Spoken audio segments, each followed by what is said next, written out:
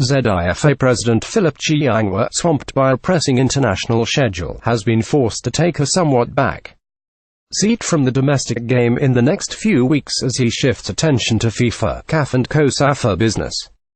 Philip Chiyangwa, the Harare property mogul, a key figure in the boardroom politics at the Confederation of African Football, is expected to attend the Continental Body's General Assembly meeting in Morocco on February 2nd. Chiyangwa will then head to Oman for the FIFA Football Summit on February 7th, while 9 days later he will travel to Johannesburg for the COSAFA Executive Committee meeting that will precede the regional body's annual meeting a day later. FIFA Communications and Competitions Manager Zolazani Gwesler confirmed in a statement yesterday that Chiyangwa's tight schedule on the international front would mean that his deputy Omega Sibanda and other executive committee members would be running the show in the domestic game.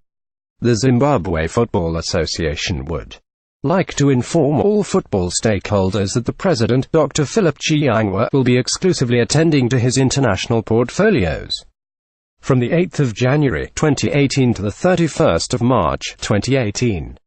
During this period, he will entirely focus on international football programs, where he will attend the COSAFA Annual General Meeting, the CAF Ordinary General Assembly and the FIFA Executive Football Summit. Consequently, all scheduled meetings with the president within the period in concern have been shelved indefinitely. During Dr. Chiyangwa's absence, Mr. Omega Sibanda will be the acting president and will superintend all FIFA issues with the assistance of fellow executive committee members. Gwesler said. The FIFA spokesman also insisted that the board had capable men who could steer the association in the absence of the leader. Gwesler suggested that the domestic game needed to disabuse itself of the notion that everything at FIFA was about the president. FIFA is not centered around Dr. Chiyangwa. There is a secretariat to do day-to-day work, and there is an executive committee whose members have different portfolios which they execute.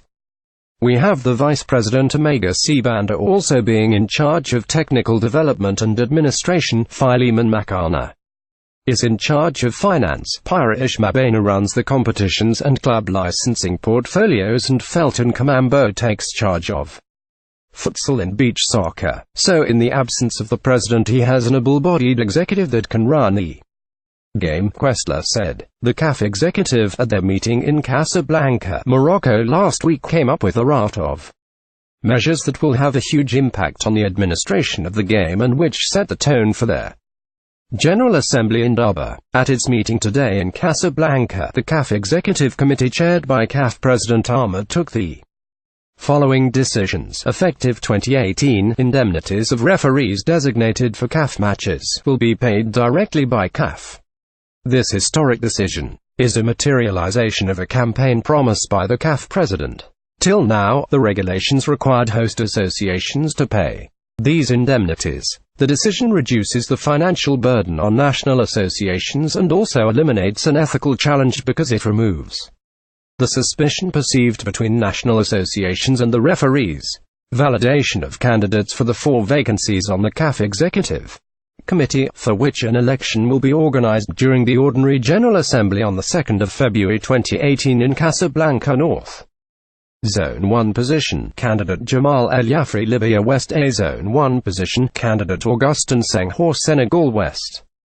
B Zone 1 position, candidate Sita Sangare, Burkina Faso Central. Zone 1 position, candidates Patrice Edouard Isona, Central African Republic and Pierre-Alain Mungengwe, Gabon. Only one application was disqualified by the Executive Committee for failure to meet the statutory deadlines, which is that of Bashir Ould Zimmerli, Algeria.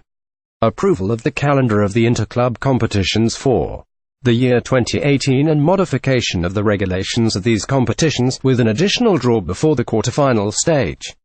Implementation in 2018 of the African Football Symposium resolution of a change in periodicity for club competitions.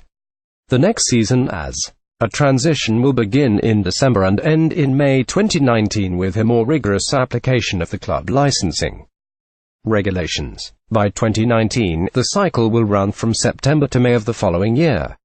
5. As part of preparations for Total Chan Ethiopia 2020, a CAF inspection team will conduct an inspection in the country during the first quarter. of 2018. 6. The Fieldwas Kit, a technological device for better monitoring of players' performances, already offered by CAF2. The 5 African qualified teams for the FIFA World Cup Russia 2018 will also be donated to the other 49 member associations, CAF said in the statement. Interestingly, Chiyangwa, a kingmaker in the administration corridors at CAF, ever since successfully campaigning for Ahmed's ascension to the presidency on March 16 last year, is expected to play a part in the campaigning for the vacant slots on the executive. Chiyangwa has also enjoyed good relations with FIFA, whose funding endured that. He had a successful maiden year in charge of COSAFA as they bankrolled their 4 competitions.